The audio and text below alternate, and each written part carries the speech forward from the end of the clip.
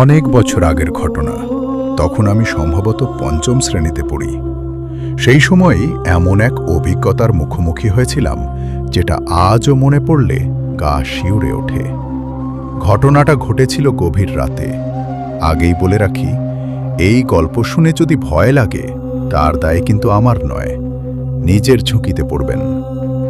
আমাদের বাড়িতে তখন দুটি পুকুর ছিল, যেগুলো লিজ নিয়ে মাছ চাষ করা হতো। পুকুরে নিয়মিত পোনা ছাড়া হতো। বর্ষাকালের সময় হালকা বৃষ্টি হলে আশেপাশের জমি থেকে দেশি মাছ পুকুরে আনার একটা পদ্ধতি ছিল। গ্রামের লোকেরা পুকুরের পাশ কেটে ছোট নালার মতো পথ বানিয়ে দিত, যাতে বাড়তি পানি জমিতে চলে যেতে পারে, আর সেই পানির সঙ্গে জমির মাছ পুকুরে ঢুকে পড়ে। আমাদের পুকুরের দক্ষিণ পাশে একটা ফাঁকা জমি ছিল। পুকুর আর জমির মাঝখানে প্রায় 10 থেকে 12 ফুট জায়গা, যেটা দিনের বেলাতেই কেমন যেন অন্ধকার আর গা ছমছমে লাগত। কারণ ওই জায়গায় ছিল ঘন বাঁশ ঝাড়, আর তার ঠিক পাশেই একটা পুরনো কবরস্থান। মাঝামাঝি জায়গায় দাঁড়িয়েছিল বিশাল এক তেঁতুল গাছ। সব মিলিয়ে জায়গাটা এমনিতেই ভীতিকর, আর রাতের বেলায় তো আরও ভয়ানক হয়ে উঠত। দক্ষিণ দিক থেকে বাতাস এলেও সেখানে এসে যেন ভারী হয়ে যেত।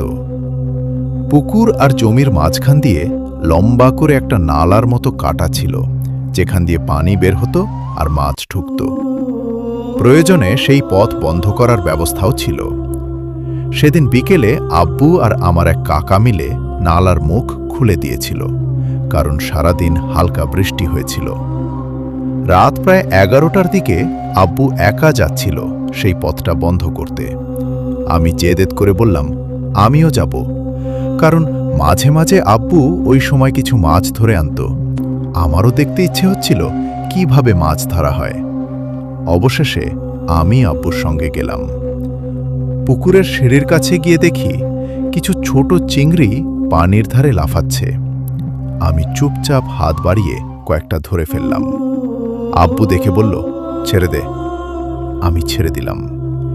এরপর আমি টর্চ লাইট ধরে দাঁড়িয়ে রইলাম, আর আব্বু নালার দিকটা ঠিক করছিল। হঠাৎ দেখি জমির দিক থেকে একটা মাছ ধীরে ধীরে পুকুরের দিকে আসছে।